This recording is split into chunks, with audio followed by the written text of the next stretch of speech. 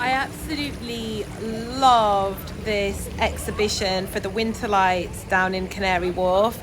This one had to be one of my favourites down at Jubilee Place, where they had some kind of smoking cauldron pond type effect.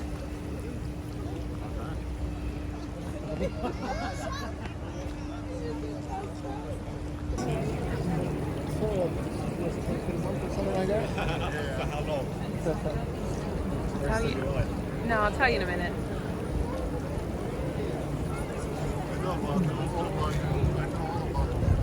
Oh,